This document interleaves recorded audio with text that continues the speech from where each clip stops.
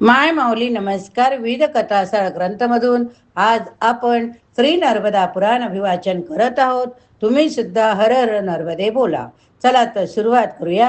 भाग 7. नर्मदा महात्म्य वर्णन. श्री गणेशाय नमः. श्री कुलदेवताय नमः. हर हर नर्मदे. हर हर नर्मदे बोला. युधिष्ठिर म्हणाले, अहो, नर्मदा खूप पुण्यदायिनी आहे, श्रेष्ठ आहे, जी प्रलय काळात सुद्धा नष्ट होत नाही. त्यामुळे ध्यान, पूजन, स्नान करणारे मोठमोठे मुनी सुद्धा नर्मदेचे सेवक आहेत. जिचा आश्रय घेऊन धर्मप्रेमी ऋषींनी मोक्ष मिळवला. ऋषींनी सांगितलेले, वेदांनी प्रमाणित केलेले जे नियम तुम्ही सांगितले, त्या अनेक नियमांनी मनुष्य मोक्षाला प्राप्त होतो. महादेव शंकराच्या पूजेने मनुष्य काही महिन्यात कलीच्या दोषातून मुक्त होतो.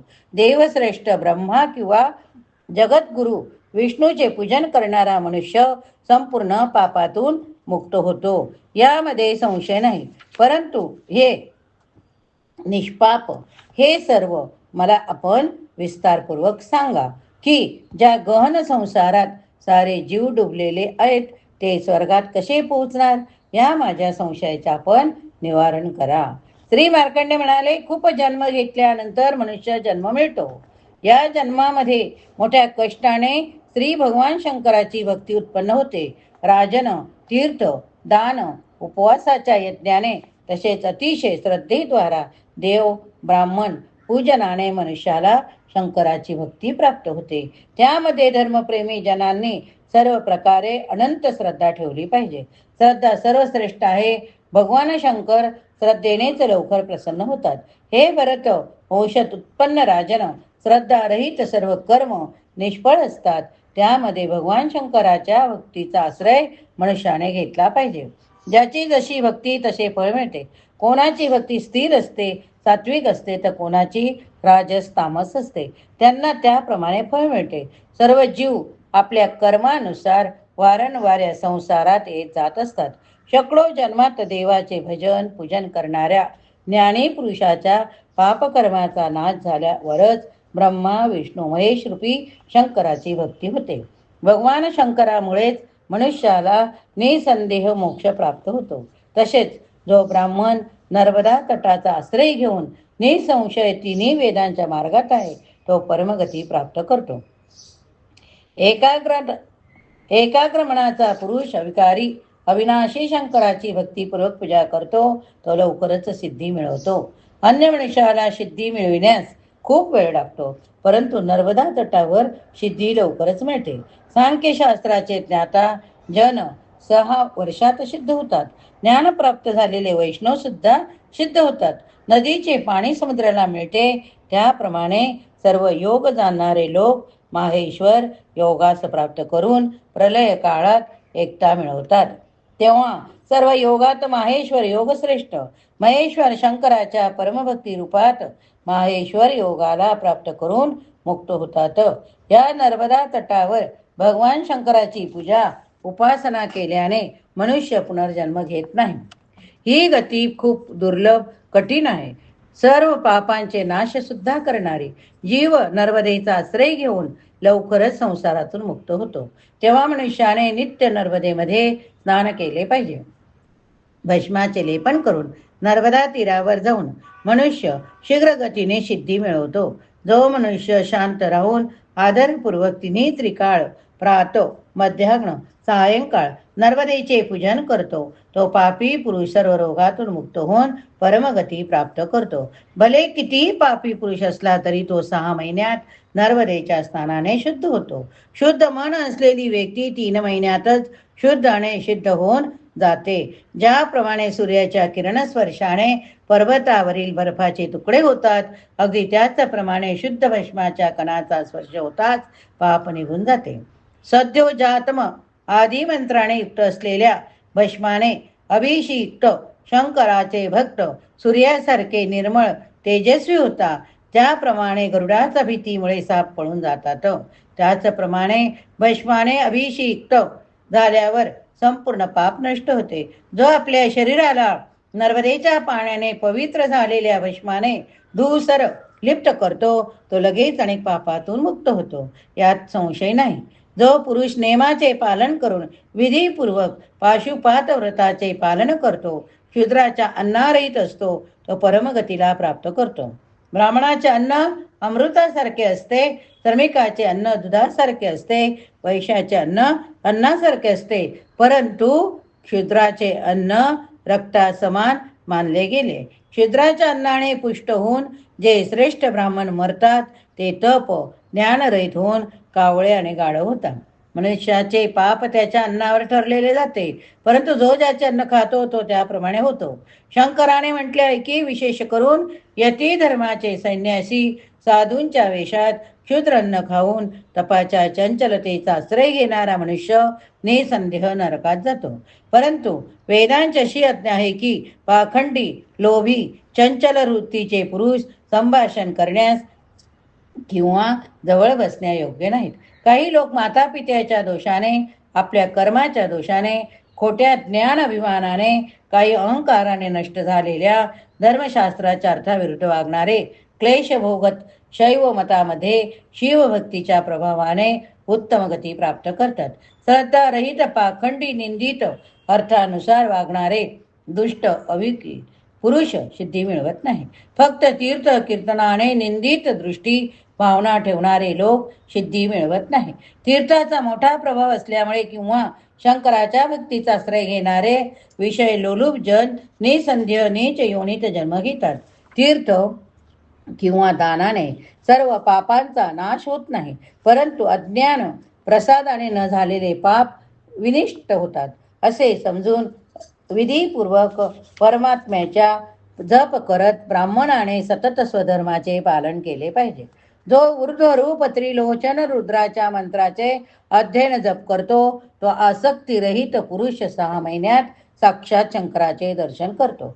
जो नर्मदेच्या तटावर निवास करून इंद्रियाला अंश न होता रुद्र संहितेच्या 10 आवृत्त्या करतो तो सर्व पापातून मुक्त होतो. जो पुरुष नर्मदा तटावर निवास करून शिव किंवा विष्णूच्या या पुराण संहिताचे नियमित पाठ करतो किंवा नर्मदेच्या तटावर शिव किंवा विष्णूच्या लीलाविषयींचे वर्णन करतो तो शिवाजवळ शिव स्वरूप होतो. प्रलयापर्यंत जो स्वर्ग लोकात पूजित असतो. संसाराच्या दुःखातून निवृत्त होण्याकरिता प्रथम नंदीश्वराने सांगितलेली देव, ऋषी, सिद्ध, गंधर्वाच्या मध्ये शिवालयात नंदीश्वराद्वारा गायलेल्या शुभगीताला हे राजन तू एकाग्र मनाने ऐक.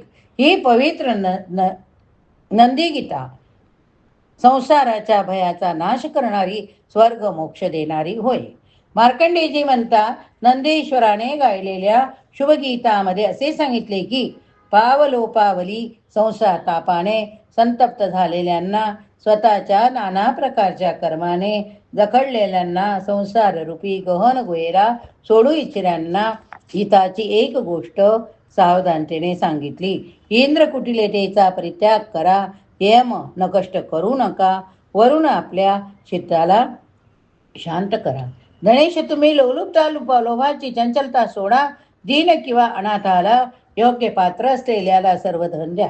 जर तुम्ही संसार सागराच्या तरंगाच्या विक्षोभाने व्याकुळ आहात, जन्म घेतलेले किंवा मृत्यूने घाबरलेले, काम क्रोध लोभाने ग्रासलेले किंवा यमनियमांनी ग्रासलेले आहात, तर तुम्ही परम पवित्र पिनाकी शंकराच्या आज्ञेचे पालन का करत नाही?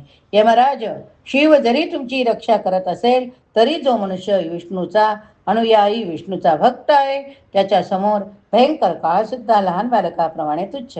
अशा विष्णुपरायण व्यक्तीकरिता मृत्यू काहीच नाही, अर्थात मृत्यू त्याचे काहीच वाकडे करू शकत नाही. अशा जीवाला भीती कशाची? नर्मदा तटावर राहणारे तसे संसाराच्या भाराने दुःखी जीवांची भीती नष्ट करणारे भगवान शंकरच तर आहेत. हे मानवा, तू शिवाचेच भजन कर, शिवाचेच चिंतन कर, स्तुती पूजा करून नमन कर.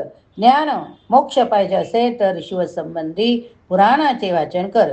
तसेच पंचाक्षर मंत्राचा जप करून ओम नमः शिवाय, चला तुम्ही पण बोला 5 वेळा, ओम नमः शिवाय, ओम नमः शिवाय, ओम नमः शिवाय, ओम नमः शिवाय मंत्राचा जप करून पंचात्मक तत्वाचे चिंतन करा. ओम नमः शिवायचे सदोदित चिंतन करत राहावे. आपल्या शुद्ध स्वरूपाला समज फक्त शिवाचे भजन पूजन कर. पंचमुक्त श्री शिवाची पूजा केली तर कल्याण होईल. जर भगवान शंकराची भावरूपी गंधाने सेवा केली तर नाना प्रकारचे शोक देणाऱ्या परिणामत अनेक दुःखदायी कर्म केल्याने संसार रूपी हत्तीच्या मदाच्या चिंदड्या करणाऱ्या मोठ्या कोलाहलाने सुद्धा काही होणार नाही. अरे मूर्खा, कर्म अंश दुःखपूर्ण विषादाचे काय प्रयोजन आहे? पापाच्या नाशात भयंकर भय विनाशक भवानीपती शंकराचा भजा. नर्मदेच्या तटावर विहार करणाऱ्या दुःखाचे विनाशक स्वर्ग किंवा मोक्ष देणाऱ्या देवांचे ईश्वर पापांचा नाश करणाऱ्या श्री शंकराची सेवा करा. देव नदी गंगा सुद्धा नर्मदेची सेवा करते. त्या नर्मदेच्या तीरावर स्थित असलेले शंकर विष्णूला सोडून वेड्यासारखे भ्रमित भावाने भक्तिरहित होऊन कुठे जातात? नर्मदेच्या पुण्य जलाचे सेवन करा. सनातन सदाशिवाचे भजन पूजन करा. पंचाक्षरी विद्या नमः शिवायचा जप करा. अनेक ठिकाणी जाऊन आपल्या शरीराला कष्ट दिले तर त्याचा काय फायदा? चला तर तुम्ही हे श्रवण केल्यानंतर एक ओम नमः शिवायची माळ जप करणे व ग्रुपवर लिहिणे. नर्मदेमध्ये जाऊन काही प्रयत्न न करता प्रसन्न होणाऱ्या शिवाला भजा. अशा प्रकारे नंदीश्वराने कैलास पर्वतावर लोकपाल देवांसमोर जे सांगितले ते मी आपणास सांगितले. मार्कंडेय म्हणाले, नर्मदेच्या तटावर राहून दानात तत्पर असलेला धर्मपालन करणारा पुरुष सर्व पापातून निवृत्त होतो. विधिरहित 100 वर्ष वेदांचा अभ्यास केला तरी तो मृत्यू वारक जपासारखा आहे. बीज योनीने अशुद्ध असलेला पुरुष गुणाने किती चांगला असला तरी तो शंकराला मिळवत नाही. त्याच प्रकारे लाडगल मंत्र सुद्धा चंचल वृत्तीच्या पुरुषामध्ये स्थिर होत नाही. गायत्री जपाने युक्त संयमी माणूस पुण्यवान असतो. अग्नी मिले ईशे तो जर वहा आणि नित्य अग्न आयही या मंत्राचा जप करा.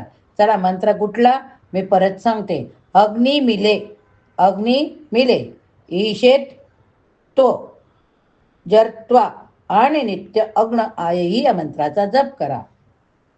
शन्नो देवी या मंत्राचा नर्मदा तटावर स्थित होऊन जप केला तर सर्व पापातून मुक्त होतो. मी हे लिहून पाठवेल तुम्हाला. सतत सावधानतेने अंग शिक्षा व्याकरण उपांग पुराण इतिहास इत्यादी सहित नित्य वेदाचा पाठ करणाऱ्या पुरुषाला जे फळ मिळत नाही ते फक्त गायत्री मंत्राने प्राप्त होते. वेदज्ञ ब्राह्मण एका रुद्रसुक्ताचा स्वाध्याय करून सर्व पापातून मुक्त होऊन विष्णू लोकांमध्ये जातो. तसेच इतर जप योग मंत्राच्या स्थितीत आरण्यक सुक्त सुद्धा पुण्यदायक आहे. ज्याने मनुष्य पापातून मुक्त होऊन विष्णू लोकात जातो, नर्मदेच्या जलाबरोबर तिच्या तटावर जो काही जप केला जातो, दान केले जाते, ते सर्व अक्षय होते. उत्तम व्रताचा संकल्प घेऊन जो नर्मदेचा आश्रय घेतो तो मेल्यानंतर अविनाशी वैष्णव अविनाशी शैव पद प्राप्त करतो. काही लोक अप्सरांबरोबर सत्य लोकाला जातात. दुसरे सूर्य लोकात प्रलयापर्यंत निवास करतात. हे राजश्रेष्ठ, अशा प्रकारे या वर्तमान लोकात कुरुश्रेष्ठ निवासी 10 करोड ऋषी माझ्याबरोबर नर्मदेच्या तटावर निवास करतात. महाभाग ते कंदमुळाचा आहार घेऊन शिवाची पूजा करतात. येथे वेळेच्या संख्येच्या अनुमानाने दिव्य 100 वर्ष म्हणजेच मानव वेळेनुसार 26,000 वर्षाचा काळ व्यतीत झाला आहे. राजश्रेष्ठ, तेव्हा तेथे संध्याकाळ संपल्यावर मनुष्याची 100 वर्ष बाकी राहिली. त्यानंतर लोकांचा विनाश करणारी अनावृत्ती अवर्षण झाली. त्यामुळे संपूर्ण जगाचा भयंकर विनाश झाला. आधी येथे जे वेदांमध्ये पारंगत सिद्ध ऋषी होते त्यांच्या प्रभावाने इंद्राने पाऊस पडला, अतिवृष्टी केली. नर्मदेच्या तटावर उगवलेले शामुक युहुंदी बिल्वाच्या फळाचे सेवन करून महासिद्धी मिळण्याच्या हेतूने महात्मा तेथे राहू लागले. त्यानंतर युगाचा अंत समय आल्यावर जेव्हा कलियुग बाकी राहिले तेव्हा संपूर्ण चराचर रूपी संसार सूक्ष्म झाला. त्यावेळेस लताविहीन भूमंडल वर्षणाने अत्याधिक पीडित झाले.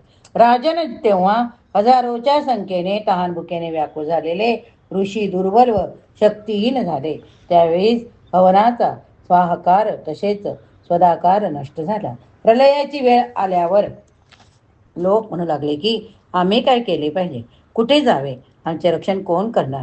तेव्हा त्यांना मी सांगितले की घाबरू नका, असे कितीतरी प्रलय काळ मी पाहिले आहेत, परंतु नर्मदा तटाचा सहारा घेऊन मी ते सर्व व्यथित केले. युगाचा नाश झाला तरी भगवती नर्मदा आमचे रक्षण करणारे आहे. श्रेष्ठ ब्राह्मणा, आमच्या रक्षणाकरिता दुसरी कोणती गती नाही. ही सर्व जीवांची जननी आहे. पिता पितामह तसेच त्यांचे पितृगण प्रपितामह सर्व या महानदी नर्मदेचा आश्रय घेऊन स्वर्गात पोहोचले.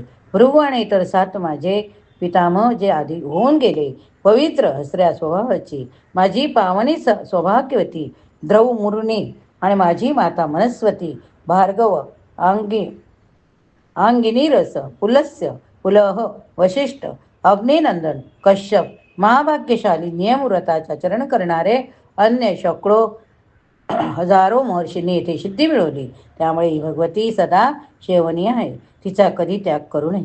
अशा प्रकारे 3ही लोकांना उत्तम फळ देणारी दुसरी नदी नाही. नर्मदेच्या तटावर निवास करणारे महात्मा अनेक प्रकारच्या द्वंद्वातून, सुख दुःख, तहान भूक इत्यादी मोठ्या भयातून लवकर मोकळे होतात. म्हणून या लोकात परलोकात उत्तम कल्याणाची इच्छा धरणाऱ्या मनुष्याने श्रेष्ठ नदी नर्मदेचे सर्व उपायांनी सेवन केले पाहिजे. 11वा अध्याय या ठिकाणी समाप्त झाला. बोला हर हर नर्मदे. नमामि देवी नर्मदे, नर्मदे हर हर नर्मदे, नर्मदे हर हर नर्मदे. ओंकार प्रभवा देवा, ओंकार प्रभवा स्वराहा, ओंकार प्रभवं सर्वं, ओंकार सचराचर, ओंकार बिंदु संयुक्तं ध्यायन्ति नित्यं योगिनः मोक्षदं कामदं चैव. ओंकाराय नमो नमः, ओंकाराय नमो नमः. हर हर नर्मदे.